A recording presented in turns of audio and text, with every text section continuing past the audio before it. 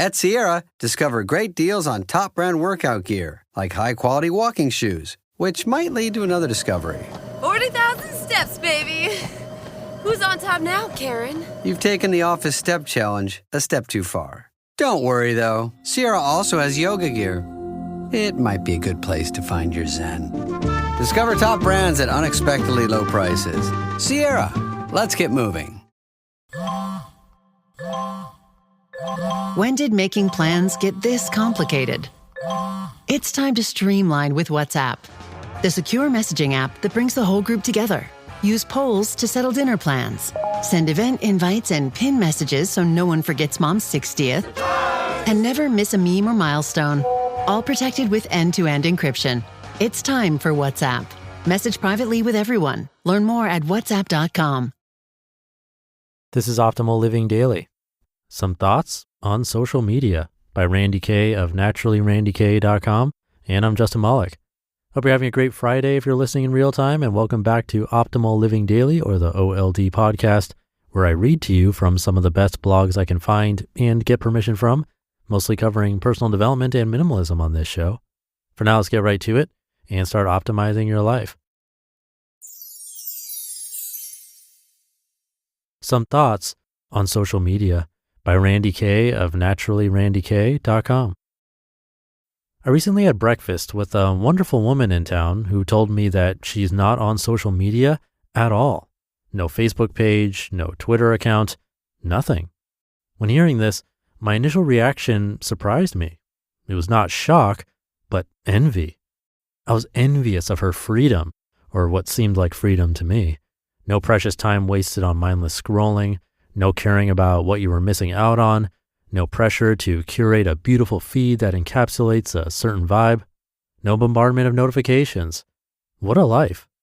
And it was with that reaction that it hit me. My relationship with social media was getting way out of whack. Now, I do love social media. I've always loved taking photos and capturing moments.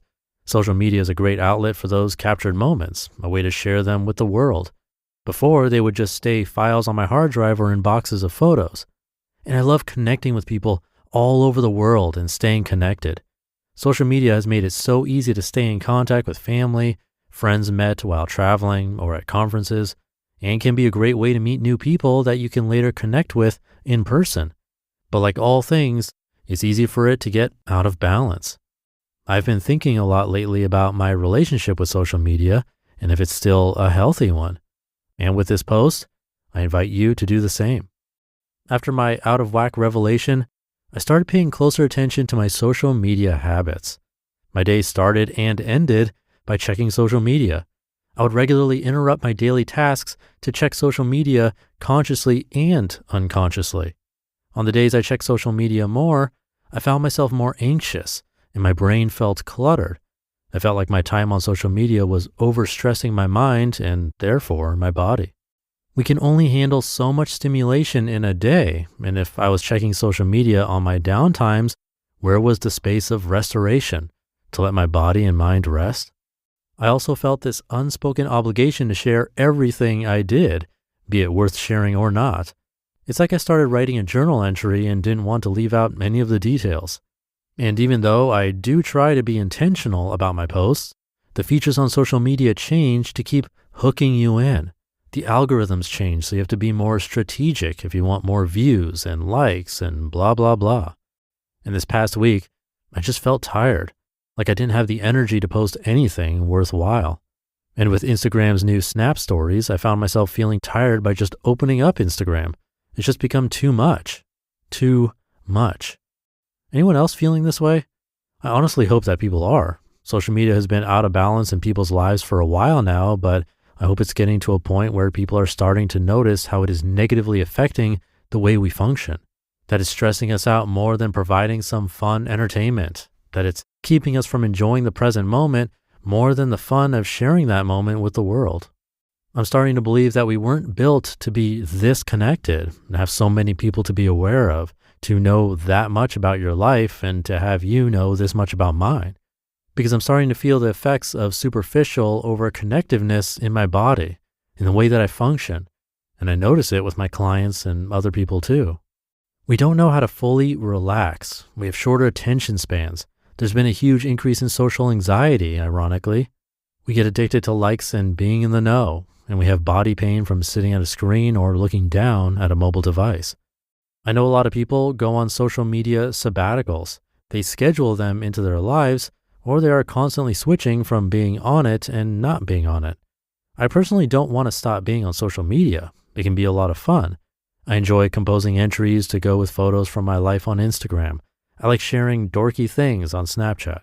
I like seeing what the people in my life are up to. I don't think it's bad or evil, but I do think it's something we all need to keep in check. Start noticing your own habits and the role it has in your life. Notice how it affects your body. Does it take up too much time in your day? Who do you follow? And are their posts lifting you up, or are they filling your brain with garbage? Is their lifestyle inspiring you or making you feel inadequate? Are you focusing too much on what is happening with the rest of the world instead of with those that are actually around you? Why do you share what you share? Are you trying to authentically connect? Are you sharing things of value? Or are you trying to prove something about yourself to the world? Push a belief onto someone? Are you creating barriers instead of connection with what you post? Are you satisfied with one or two social media outlets, or are you trying to be everywhere all of the time? I know this seems like it's turning into a not so fun version of 20 questions, but asking yourself all of these questions can be very valuable. So here are some more. What really do you want to be filling your time with? What else could you accomplish with that time? What deeper connection could you be forming with someone in person or over the phone? What deeper connection could we be forming with ourselves? How much more could you enjoy an adventure or an event if you weren't living it through a screen? You just listened to the post titled, Some Thoughts on Social Media by Randi Kay of NaturallyRandiKay.com, and I'll be right back with my commentary. Introducing the new Dell PC powered by the Intel Core Ultra processor. It's not just an AI computer, it's a computer built for AI.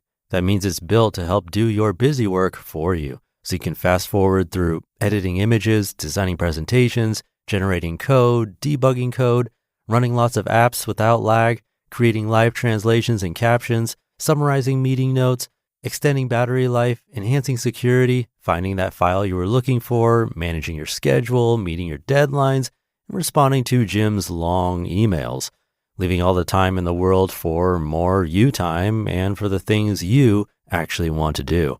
No offense, Jim. Get a new Dell PC at dell.com/AI-PC. How those ahead? Stay ahead.